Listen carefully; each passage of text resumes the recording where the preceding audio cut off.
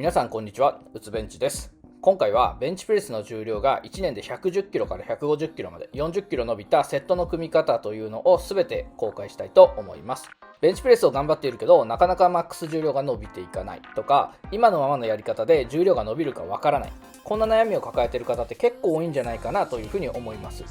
ベンチプレスの重量を伸ばす要素はいくつかありますが、その中の一つとしてセットの組み方があります。僕は2023年の1年間でベンチプレスの重量を止めなしで110キロから150キロまで伸ばすことができたんですけれども、その一つの要素としてセットの組み方があったと思っています。もちろんフォームの改善などの要素もありますけどね。で、重量を伸ばしていく中で気がついたこととして、セットの組み方は基本的なパターンっていうのがいくつかあって、これに当てはめていくとある程度はうまくいくということです。しかしここを知らずに悩んでいる方っていうのも結構いらっしゃるんじゃないかなというふうに思います。そこで今回はベンチプレスの重量を伸ばすセットの組み方のパターンを紹介して、その後に実際に僕が行ったセットの組み方をご紹介します。僕がベンチプレスの重量を伸ばすために大事だと思っているセットの組み方の基本とか、その応用ですねというのをご説明しますので、ぜひ最後までご覧ください。この動画が役に立ったよとか応援してあげてもいいよと思っていただいた方はチャンネル登録と高評価をしていただけると嬉しいです。まず皆さんにお伝えしたいのは、ベンチプレスの重量を伸ばす上で一番重要なのは、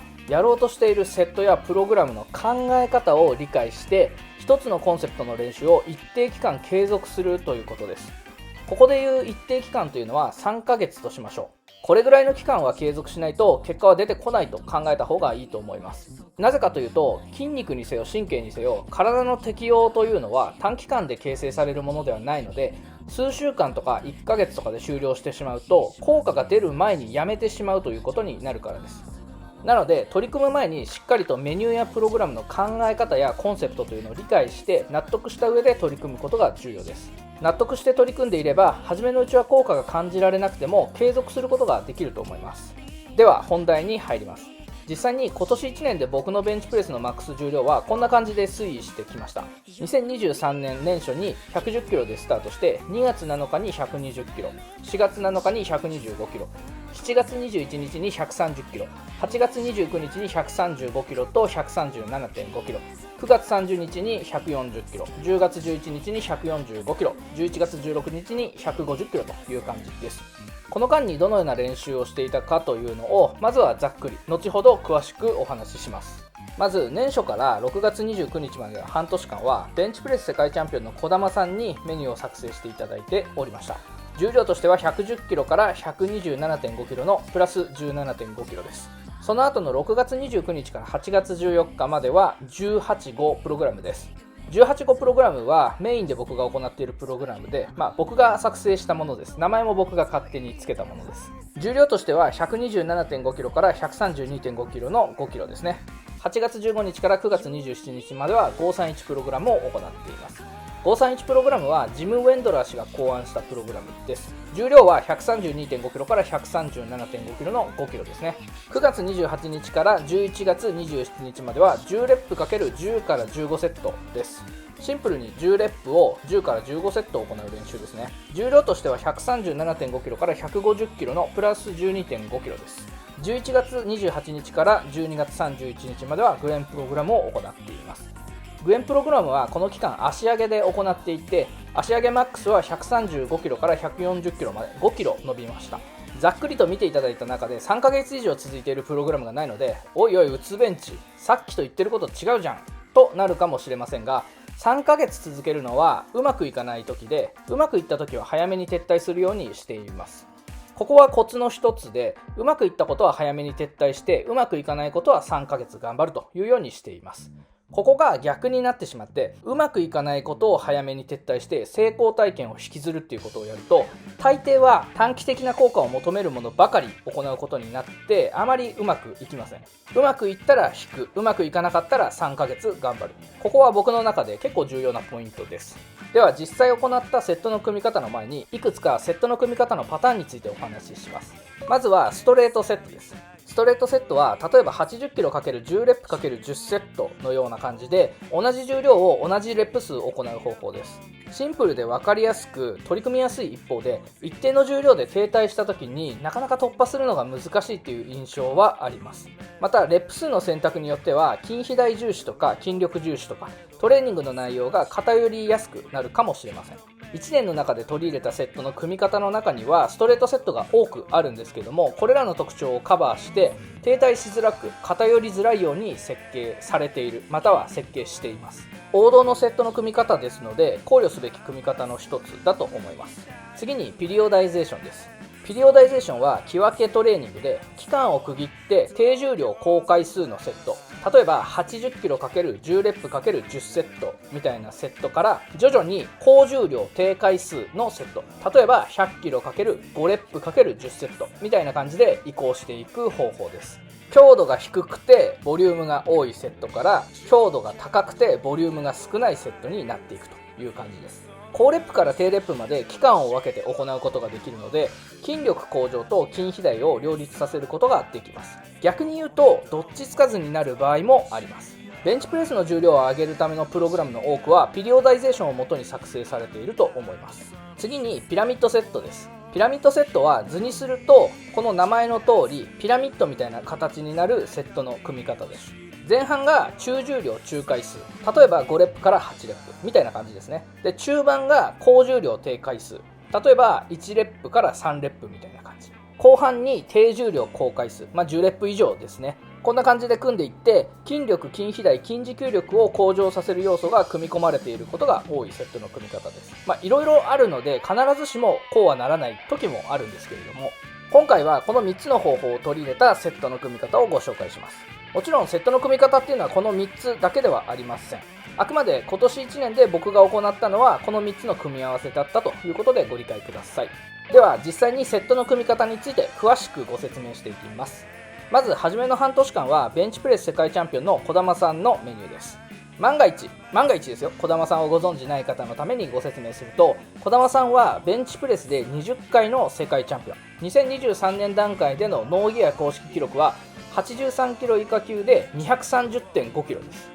どういう重量だっていう感じですよね。ケーズジムからは日本チャンピオンや世界チャンピオンを輩出しており、指導者としても素晴らしいですよね。で今回のこのメニューの公開に関しては児玉さんにご許可をいただいております。懐も大きいですよね。期間は約半年間で重量の変化はプラス 17.5 キロです。正直この期間に児玉さんにご指導していただいていなかったら1年間でプラス40キロも重量が伸びることはできなかったと思います。半年間ご指導いただいていたんですけど、その後に取り組んだセットとか、その組み方考え方などはほとんど児玉さんのご指導から僕なりに導き出したものです。本気でベンチプレスを伸ばしたい方は児玉さんのメニュー作成やフォームチェックを受けることを強くお勧めします。児玉さんメニューは週に3回実施して、間の日は10レップ ×5 セットとか 50%1RM でのフォーム練習を行っていました。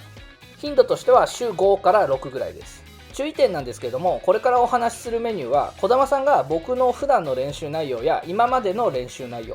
練習頻度や練習時間ですね、これらを考慮してオーダーメイドでご作成いただいたものです。ですので全ての人において当てはまるものではないということはご承知おきください。まず全体的なメニューの組み方としては、トップシングルを1セット、メインセットを5セット、これはパワーフォームですね。その後に足上げナローで3セットです。トップシングルの組み方はマックス重量のマイナス10キロぐらいからスタートして、クリアしたらプラス 2.5 キロ、失敗したらマイナス5キロから10キロぐらいして再挑戦していくという感じです。これを繰り返していって少しずつ重量を伸ばしていきました。メインセットは10レップか8レップの5セットがメインです。10レップが2割ぐらい、8レップが5割ぐらい、2レップが3割ぐらいといった感じです。2レップセットに関しては肘を怪我していた時のメニューなので、肘の怪我がなければ10レップと8レップで構成されていたと思います。重量は10レップは75キロから100キロまでの間、8レップは 82.5 キロから105キロの間、2レップは80キロから 117.5 キロの間です。メインセットのボリュームとしては3000から4000キロぐらいの範囲です。補助種目の足上げナローは10レップが8割で、8レップが1割、5レップが1割という感じですね。重量は60キロから 87.5 キロです。で、この期間の1日のトータルボリューム、全部ですね、トップとメインと足上げ合わせたトータルボリュームとしては5500キロから6600キロの範囲で、行き来するという感じでした。これは一つの指標になるかもしれませんね。マックスが110キロから130キロぐらいだと、5000から6000、7000ぐらいのトータルボリュームがあるといいかなという感じです。児玉さんメニューの時期をまとめると、マックス重量の推移は110キロから 127.5 キロ、メニュー構成はトップシングル1セット、メインセットが5セット、足上げナローが3セット、トップの重量帯は100キロから 127.5 キロ、メインセットの重量帯は75キロから105キロで、10レップと8レップがメイン。足上げナローの重量帯は60キロから 87.5 キロで、10レップがメイン。トータルボリュームは5500キロから6600キロという感じです。注目していただきたいのはレップ数とトータルボリュームですかね。パワーリフター系の練習って低レップメインでボリュームが少ないようなイメージがあるかもしれないんですけれども、児玉さんメニューはハイレップのハイボリュームという風になっています。こちらの動画でもお話ししているんですけど、ハイレップハイボリュームの練習はレップ数、セット数が多いので、フォーム組とかフォームそのものの反復練習ができて、ボリュームが多いので筋肥大を最大化することができます。筋力、これは神経系と言い換えてもいいかもしれませんが、そのトレーニングはトップシングルで行うという感じですね。初級者から中級者がベンチプレスの重量を伸ばしていく上で重要なのはフォームと筋量だと思っているので、まさにそれが合致して重量が伸びたと思っています。必ずしも上級者が行っているメニューが初級者中級者には当てはまらないということは注意したいですね。次に6月29日から8月14日までの18号プログラムです。18号プログラムは僕がメインで取り入れているメニューの組み方で、児玉さんのメニュー作成の方法やピリオダイゼーションの考え方を僕なりにアレンジして作成したプログラムです。うつベンチ LINE 公式アカウントでメニュー作成させていただいている方も、まずはこのメニューを行ってもらっています。ご本人の許可をいただいていくつか事例をご紹介させていただきます。1人目は2023年8月3日にメニュー作成を開始して、開始時マックスが 92.5 キロ、4ヶ月後の11月25日に100キロ達成、その1ヶ月後には 102.5 キロまで挙上しています。2人目は2023年10月7日にマックス重量95キロでメニュー作成を開始し、年内に100キロ上げたいということでした。2ヶ月弱といったところですね。開始から21日後の10月28日に100キロ達成と。11月25日に 102.5 キロを更新しています。ちょうど1ヶ月ぐらいで 7.5 キロ伸びました。3人目は2023年12月2日にマックス重量 97.5 キロでメニュー作成を開始して、この方半年間停滞していて、1年半前にフォームが原因で腱板断裂されていまして、精神的にも結構きつかったと思うんですけども、開始から10日ですね、12月12日に100キロを達成していただきました。この 2.5 キロって今この辺の重量帯にいらっしゃる方すごいわかると思うんですけど、 97.5 キロと100キロって別物なんですよね。なぜかわかんないですけど区切りのいい重量、僕もそうですけど100キロとか120キロとか140キロとか150キロとかって区切りのいい重量ってなぜか上がらないんですけれども、ここを開始してから10日で上げていただいたという形になりました。本題の趣旨からそれるのでこれぐらいにさせていただいて、メニューの内容に移りたいと思います。このメニューで僕自身が伸びた重量としては 127.5 キロから 132.5 キロまで5キロですね、重量が伸びました。でこの時は珍しく減量をしていて、89キロから77キロまでマイナス12キロですね、130キロ上げた段階で77キロだったと思います。10キロ以上減量する中での重量アップだったので、僕としてはかなり手応えを感じました。実際に行っていた時は試行錯誤しながらやっていて、そのまま説明するとちょっと複雑になっちゃうので、少し単純化してご説明します。18号プログラムの基礎はピリオダイゼーションです。低重量の高回数から徐々に高重量の低回数にしていきます。一般的なピリオダイゼーションと異なるのは、重量と回数の切り替えっていうのを1週間とかっていう期間ではなくて、自分のレップマックス、自分の限界ですね。例えば10回できる重量を限界まで伸ばしてから重量とレップ数を変えていくという感じです。詳しくはセットの説明の際にお話しします。まずトップシングルはマックスのマイナス10キロからスタートして、成功したらプラス 2.5 キロずつしていきます。実際僕が行っていた重量としては110キロぐらいからスタートしてますね。で失敗したら失敗した重量からマイナス10キロして再調整します。一発セットで 2,3 週行っても更新が難しい場合は、マックスのマイナス15キロぐらいの重量から2発セットを行っていました。これも同様に成功したらプラス 2.5 キロずつ重量を足していきます。で、2発がどこかで上がらなくなるじゃないですか。そしたらその重量から今度1発に切り替えて、さらに重量を伸ばしていきます。ここもピリオダイゼーションみたいな感じですね。で、基本的にはこれの繰り返しです。セットは10レップ ×10 セットから始めました。10×10 ですね。実際の重量は 80kg×10 レップ ×10 セットからスタートしています。この重量、マックス重量に対してちょっと軽いと感じるかもしれないんですけど、軽いと感じるうちはフォームを重視してゆっくり下ろしたりしながらやっていました。トップシングルと同様に成功したら 2.5kg ずつ重量を増やしていきます。10レップ ×10 セットで失敗したら重量はそのままにしておいて8レップ ×5 セットにして、また成功したらプラス 2.5kg ずつしていきます。実際の数字で言うと 92.5kg の段階で10レップを失敗したので、そこから8レップ ×10 セットに移行しました。8レップ ×5 セットで失敗したらまた重量は変えずに5レップ ×5 セットにして、成功したらプラス 2.5kg ずつ重量を増やしていきます。実際の数字で言うと 97.5kg の段階で8レップを失敗したので、そこから5レップ ×10 セットに移行しました。最終的には5レップ ×5 セットで失敗するっていう段階になると思うので、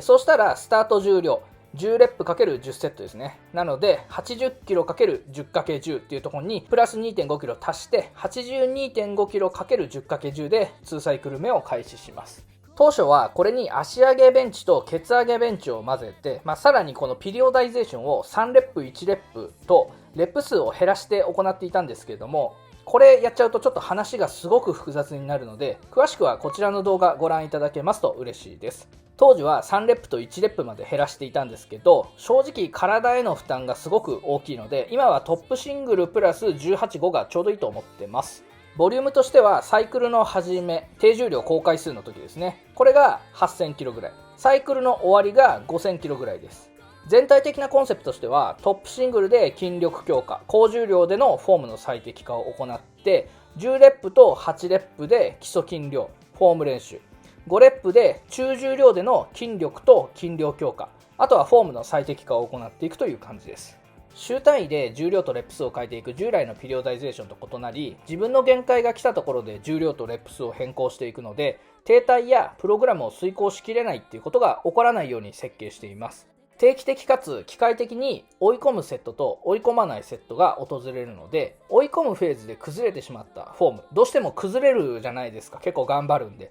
その崩れてしまったフォームっていうのを追い込まないフェーズでしっかりと整えてフォーム重視でやってあげることができて、次回の追い込むフェーズの準備ができるっていう形です。この組み方で取り組む時っていうのは重量が軽く感じるフェーズがあると思うんですけども、先ほど言ったようにそこはフォームを整えるフェーズですので、追い込むフェーズよりも大事かもしれません。重量軽いかもしれないですけども、下ろすスピードをゆっくりにしたり、例えば3秒で下ろして2秒で上げるかける10セットとかしたら、結構重量軽くしてもきつくなると思います。これはいわゆるテンポベンチですね。話聞いてるとちょっと複雑に聞こえるかもしれないんですけど、やってみると結構シンプルなので、気になった方は取り入れてみてください。ご不明点はコメントとかうつベンチ LINE 公式アカウントにお気軽にご相談ください。次に8月15日から9月27日までは531プログラムを行っています。重量は 132.5kg から 137.5kg まで伸びました。5kgですね。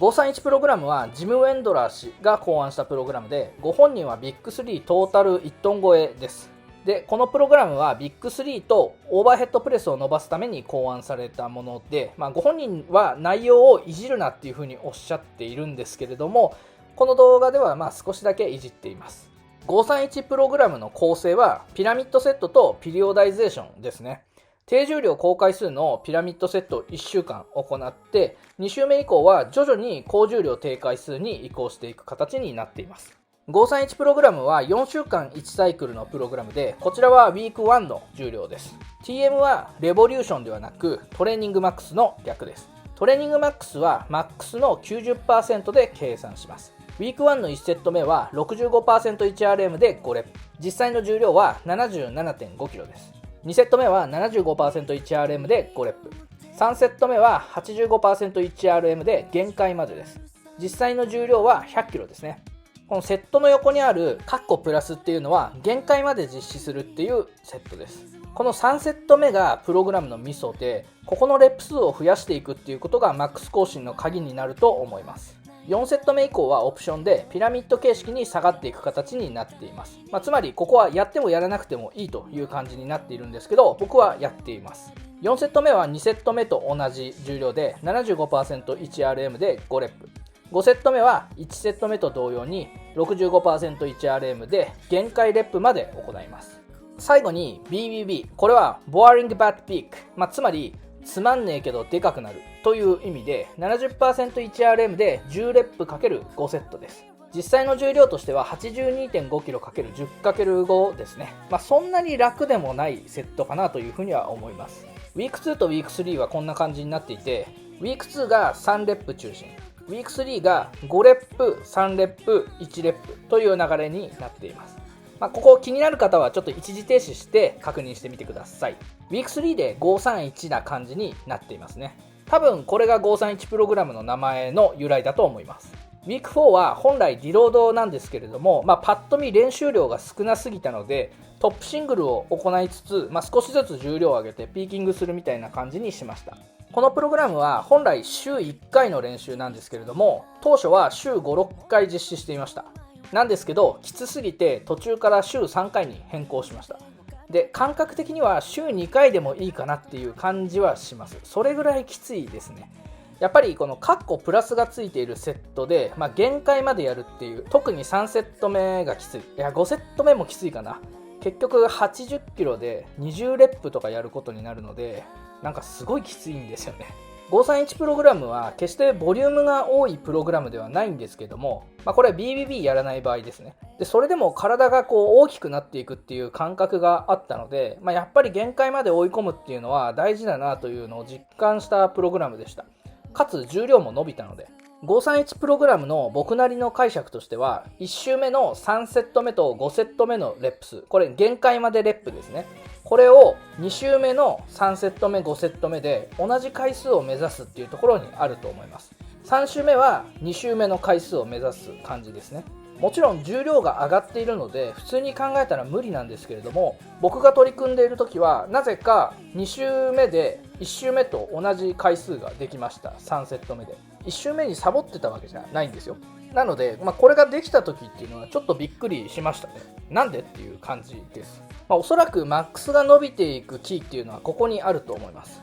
要は3週かけて3セット目のレップマックスを伸ばしていくっていうのが目的なんですよね。その次に5セット目かな。5セット目は筋持久力な感じもあるので、やっぱマックス伸ばしていく上でメインになってくるのは3セット目かなと思いますね。筋持久力も大事ですけどね。プログラムが複雑なのでコンセプトがつかみづらいかもしれないんですけど、本質はそこかなと思います。はい、その次に行ったのが10レップ ×10 から15セットですね。9月28日から11月27日の2ヶ月間行いました。重量としては 137.5kg から 150kg です。これは非常にシンプルで、トップシングルをやった後に 80kg×10 レップ ×10 セットから15セットを成功すればプラス 2.5kg して伸ばしていって、失敗したら元の重量から同じことをするという感じです。シンプルイズベストとも言いましょうかね。この組み方は短期間でかなり伸びました。ひたすら10レップを10セット以上行うことで筋肥大だったりフォームの最適化によって重量が上がった感じがします。こう言っちゃうと身も蓋もないんですけども、重量を伸ばすために難しいことをする必要っていうのはあんまりなくって、ある程度昔から言われていることを意味を理解してやり続ければ伸びるんじゃないかなというふうに思います。最後に11月28日から12月31日までグエンプログラムを行っています。これは現在も継続中です。この期間は足上げで行っていて、足上げマックスは 135kg から 140kg まで 5kg 伸びました。足上げ重量がパワーフォームに対して 93.3% まで上がってきたので、パワーフォームでマックス挑戦しようと思ったんですけど、その手前のマックスタイ 150kg で、正直話にならないほどダメな潰れ方をしたので、更新は2024年に持ち越すことにしました。グエンプログラムはロン・グエンさんの名前から付けられたプログラムで、ご本人は体重 70kg でベンチプレス 186kg を挙上します。これやばいですよね。これは体重比の 2.6 倍となっています。もうグエンさんのフォーム見ていただくと分かると思うんですけども、いわゆるベンチプレッサーのフォームじゃないんですよね。もうほぼベタ寝みたいな感じで180何キロとかなので、ほんとすごいなと思います。で、グエンプログラムに関してはこんな感じになっています。初めの2セットは10レップでウォーミングアップですね。3セット目は 79%1RM で5レップ。ここは110キロで行いました。4セット目は 86%1RM で3レップ。ここは115キロ。5セット目は 91%1RM で、ここは途中まで 122.5 キロでやって、後半は125キロでやってます。注意点なんですけど、2.5 キロプレートつけるのがめんどくさいので、基本的には5キロで繰り上げていることが多いです。6セット目は 96%1RM で1レップ。ここは130キロです。7セット目と8セット目は 91%1RM で1レップ。ここは途中まで 122.5 キロ、後半は125キロで行っています。9セット目は 86%1RM で3レップ。ここは115キロです。ピラミッドセットのように4セット目と同じになってます。10セット目は 79%1RM で5レップ。ここは110キロですね。これは3セット目と同様です。これでトータルボリュームは4000キロ弱ですね。普段のボリュームからすると少し少ない感じもしています。ただグエンプログラムは全体で1時間もかからない設計になっているので、補助種目でボリュームを稼ぐことは十分にできるかなと思います。僕の場合はグエンプログラムが終了した後で最終セットの重量で10レップ ×5 セットなどを行ってボリューム不足とかレップ不足を補っていました。グエンプログラムはピラミッドセットなんですが、典型的なピラミッドセットとは異なっていて、筋力強化を重視したプログラムになっていると思います。筋量や筋持久力強化に必要なハイレップが少ないっていう感じですね。ですので中上級者向けのプログラムな印象です。毎回同じ重量を持つので、その重量、例えば僕だったら130キロっていう重量とかレップ数1レップでのフォームの最適化がされていくのはプログラムをやりながらすごく感じました。6セット目ですね、トップシングルにあたる130キロ ×1 のセットは1周目は結構重かったんですけども、4周目にはもう落とさないだろうなこれっていうぐらいまで軽くなっていました。ですので4周を終えた段階でマックス更新はできるだろうなっていうかなり高めの角度で感じていました。グエンプログラムに関してはサイクル2を実施していく予定です。はい、セットの組み方に関しては以上です。最後に改めてメニューを組むときにコンセプトを明確にすることが重要ですということをお話しします。ここまでメニューを紹介する中の後半でそのメニューのコンセプトをお話ししていたと思うんですけど、実はここが一番重要で、プログラムやメニューを始める前にはコンセプトを明確することが重量を伸ばすコツです。なぜかというと、コンセプトを明確にすると望むべき姿っていうのが明確になるので、プログラムやメニューを終了した後に効果があったかどうかっていうのを判断する指標になるからです。過程があって実行して結果が出て、この結果というのはうまくいくいかないに関わらずですね、そこから次に何をするべきかっていうことを考えていく流れが非常に重要です。コンセプトが決まっていないと望む姿が見えず、結果が考察できず次につながりません。いわゆる PDCA サイクルですけれども、これを回していくっていうことが大事です。ここまで僕が1年で110キロから150キロまで重量を伸ばした方法をお話ししてきましたが、その根底にあるのはベンチプレスが大好きで練習がめちゃくちゃ楽しかったということです。重量が伸びない時期っていうのももちろんあるんですけれども、それも含めて楽しかったです。逆に伸びない時期があってそこを突破した時っていうのは嬉しさも倍増しますよね。新しい発見をした時も嬉しいですね。もちろんマックスが上がった時に皆さんからお祝いしていただけるのもベンチプレスが好きな理由の一つです。ベンチプレスを伸ばしたい理由っていうのは人それぞれですけれども、ベンチプレスを楽しんでやるということを忘れずに頑張っていきましょう。エンジョイベンチプレスです。この動画が役に立ったよとか応援してあげてもいいよと思っていただいた方はチャンネル登録と高評価をしていただけると嬉しいです。別ベンチ LINE 公式アカウントでは無料でベンチプレスのメニュー作成やフォームチェック、お悩み相談を実施しています。概要欄からお気軽に友達追加とメッセージください。それではまた次回。バイバイ。